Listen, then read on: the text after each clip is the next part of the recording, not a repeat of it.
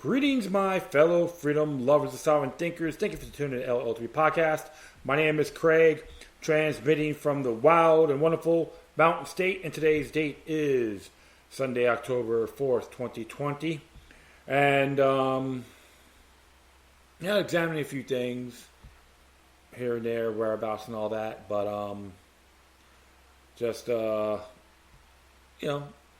got some information, a reference from Dave Hodges' Common Sense Show, talked about the patterns, what's happening, compare what happened in 1963 with John F. Kennedy to Donald J. Trump. And, me, I have my disagreements with the president myself. However, I do see a big cloak and dagger extravaganza when he got in there, because he's not part of the gang, supposedly. So, just, like him or not, have your thoughts and prayers to him, regardless, because I don't wish anyone ill. And we don't need another catastrophe that happened in 63. So, and it's just very, disturbing indeed. So, what I'm going to be doing is mainly narrate an article pertaining to gun control in the state of Washington. And some people brought it to the federal courts. And it says here, federal courts fail again in Washington gun case. This is from the 10th Amendment Center.com, written by Mike Maharrey.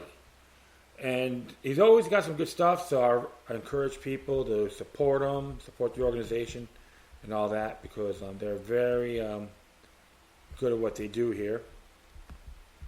Just trying to bring it up. Perfect. All right. So, as it reads, conservatives and libertarians often turn to the federal courts to protect their rights through an application of the Bill of Rights to the states. This is a bad strategy. Most of the time it fails, and we end up with bad precedents that apply to the entire United States. Case in point, a federal judge recently upheld strict Washington state gun control laws. Voters passed a new regulations on firearms in 2020, Initiative 1619. Raised the legal age purchase to semi-automatic rifle to 21 and instituted enhanced background checks. It also prohibited the sale of these rifles to non-residents. The ballot initiative passed by nearly 60%. So, if you can't buy a semi-automatic weapon if you're a non-resident of Washington. So, they're very anti-free market. They want to, so the voters, the people who voted for this, supports mercantilism. And what's disturbing, in addition, these voters that support this tyrannical initiative has officially breached their oath as a voter. That including the ones that are elected and appointed officials, or the servants, appointed bureaucrats, because they have an oath to defend both U.S. and state, the Washington Constitution, in their oath before you sign. Opponents of the new law decided to make a federal case out of it and sued in federal court, arguing the restrictions violate the Second Amendment last month. U.S. District Court of Western Washington Judge Ronald Layton upheld the law, citing the current federal law that bans the sale of handguns to people under the age of 21, along with state laws imposing age restrictions on gun sales dating back to the 19th century.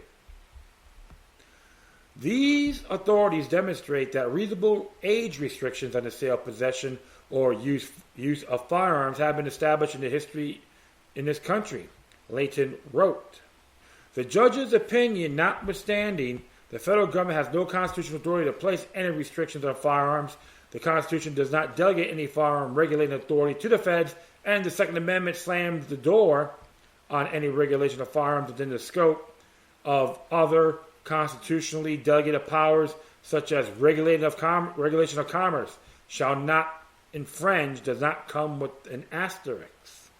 No terms or conditions apply. The Second Amendment absolutely prohibits any federal infringement on the right to keep and bear arms. But this should have never been a federal case to begin with.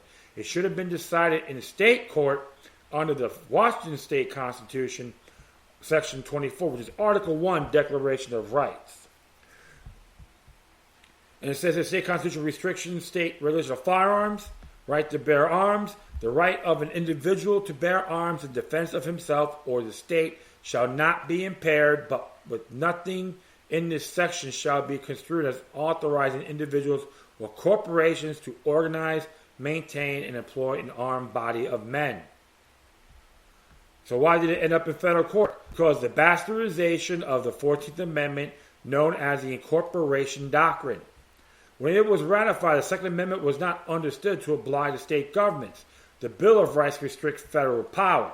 The preamble to this document makes this clear. Nobody arguing for the ratification of the Bill of Rights claimed it applied to state or local governments. In fact, if they had it, it would never have been ratified until it was ratified. It wasn't until the Supreme Court invented an incorporation doctrine out of thin air. Ping. Based on the dubious readings of the 14th Amendment that anybody seriously considered the Bill of Rights as a restriction on the actions of state governments.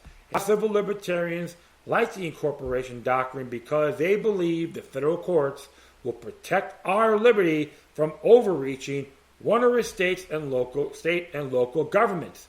In theory, the incorporation doctrine empowers federal courts to police the states in order to stop state government from violating individual rights. In practice, it centralizes at the federal level and allows the Supreme Court to apply liberty-destroying decisions to the entire United States.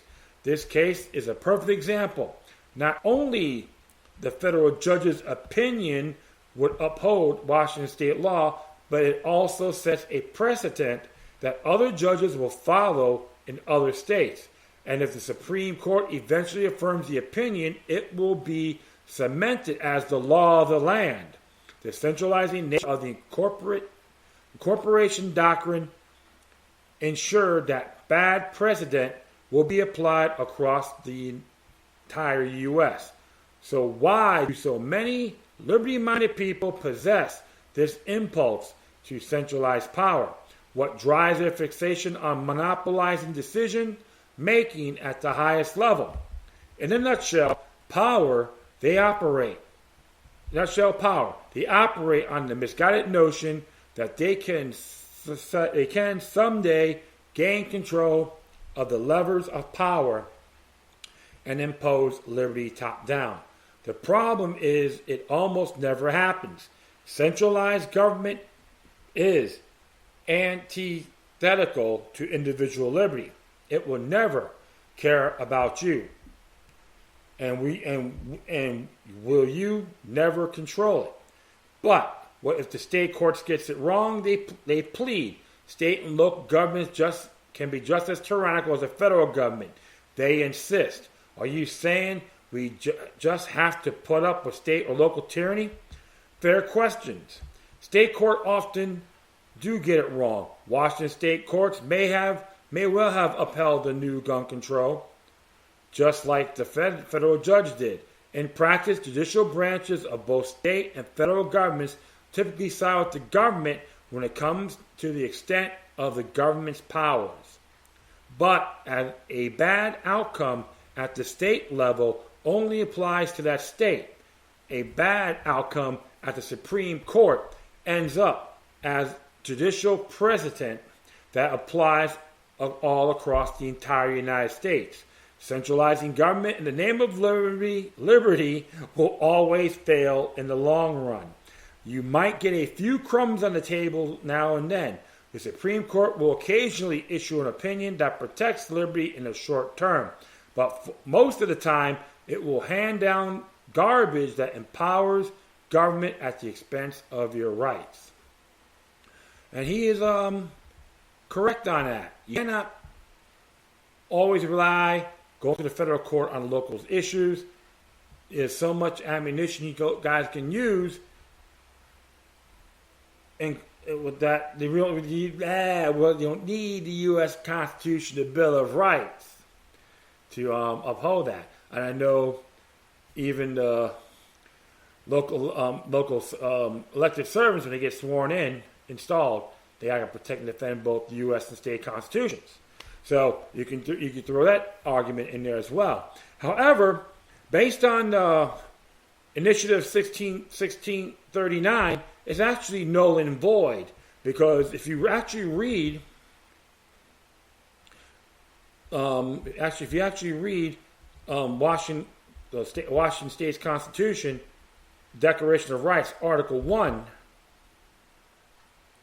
it's pretty self-explanatory. So I'm going to read a good amount of them here about political power. It says here, Section 1, political power. All power is inherited in the people. Oops, sorry about that. In the people. All political power is inherited in the people, and government derive their just power from the consent of the governed and are established to protect and maintain individual rights. Okay, of course, we got the supreme law of the land, Section 2. The Constitution of the United States is the supreme law of the land. We got here, Section 3. Personal rights. No person shall be deprived of life, liberty, or property without due process of law. So if an out-of-state person owns a certain firearm and he's visiting somebody and they let them bring it, and they can't deprive their rights to own it as well. So it's got to be all due process. That's why even the red flag laws, like I know they have in Florida, for example, is totally illegal. And I don't give a damn how many times where Scott signed it and all the idiots that voted for it. All right. So I know I'm changing the subject here, but no intent. Oath, mode of administering, which is Section 6. The mode of administering an oath or an affirmation shall be such as be the most consistent with and binding upon the conscience of the person to whom such oath affirmation may be administered. So that's something you should look at. And of course, we will hit 15 for sure. 15 is pretty cool here. Effect of convictions. No conviction shall work corruption of blood, nor forfeiture of estate. I just throw that in there because sometimes estate means property. Okay, and owning farms is a property too. Owning farm is a property, so I'll leave it at that. And we'll hit 23. Down here, as 23 reads, come on. It looks like I got a little slow down here, so sorry about that. The bill of attainder, ex post facto law, etc. No bill of attainder, ex post facto law, or impairing the obligation of the contract shall ever be passed. I see a little manipulation game. They try to throw it at the voters' feet and make it like, hey, it'll be your decision. So it won't go through legislation. But the truth of the matter is, it still is a law impairing the obligation of the contract. So it is an invalid contract. Okay, even though the knuckleheads, maybe mostly in the big cities, voted for it, but it is still invalid. Of course, the right to bear arms is in here as well, Section 24. And we'll hit 29 here. 29, Constitution is mandatory. The provisions of this Constitution are mandatory unless expressed by words that they are declared to be otherwise. So, that particular initiative they talking about in the gun control, it is invalid. All right, and of course, 30, rights reserved. The enumeration in this Constitution of certain rights shall not be construed to deny others retained by the people, which is the 9th, equivalent to the 9th Amendment. And we can hit 32 on fundamental principles. A frequent recurrence to fundamental principles is essential to the security of individual right and perpetuity of free government. So those are the areas I see why this particular initiative is invalid. 1639 is actually null and void. You can have many people write it, but it's still illegal. So I'm just giving you multiple sections. A good amount of them declares it illegal. And this is why these individuals that challenged it, took to the federal court, was a mistake. And here's another thing you guys could look at too. You know, there's resolution, like 12, resolutions that pertain to the Patriot Act that protects all civil rights of people in their cities and counties. There's 12 of them that was ratified in the state of Washington. And what I'm going to do is definitely add a link to this, rightsanddissident.org. Some controversy, they say that George Soros is funded. However, there's a link on here. Folks can actually read it themselves, or not just hit the ACLU's website and just type in ratify a resolution under pertaining to the Patriot Act. And it was interesting because I'm going here in Seattle, which is supposed to be one of the most perfect cities out there. It's very interesting when they talked about the whole thing on civil rights, and it's interesting because it says it right here. I was going to read some of the provisions in here. Whereas the Bill of Rights of the U.S. Constitution, United States Constitution, and the Declaration of Rights of the Constitution of the State of Washington guaranteed all people living in the city of Seattle freedom of speech, assembly, and privacy, equality before the law, and the presumption of innocence, access to counsel, due process in judicial proceedings, protection from reasonable searches and seizures, and the preservation of civil rights and civil liberties is a pillar of American society and is essential to a well-being of any democracy, which I disagree with that word, particularly during times of conflict when such rights and liberties, especially those of immigrants and ethnic minorities, may be threatened intentionally or unintentionally under pretense of national security or patriotic zeal. Okay, so even though it's under the Patriot Act, but when you read the provision, it protects everybody, including firearms and all that. So it's always a good challenge, you could throw back at them. That would drive them crazy. And I'm not going to just go down here about affirm. It says here, affirm the city of Seattle's support for the fundamental Constitution to protect the civil rights and liberties of all residents, and oppose those measures that infringe upon civil rights and liberties or that single out individuals for legal scrutiny or enforcement activity based so on their country of origin, religion, ethnicity, or immigration status. But still, support for the fundamental constitutionally protected civil rights and liberties of all our residents. See, right there, you can nail them with that, okay? And this is why you can do these certain notifications. Say, hey, we got a resolution that protects my rights, including my right to keep and bear arms. And you can use that 1639 as well. All right? Especially people who own these businesses, because it can conflict with eminent domain. Devaluing your property to all those folks that are firearm dealers in that state. You can throw that in there as well.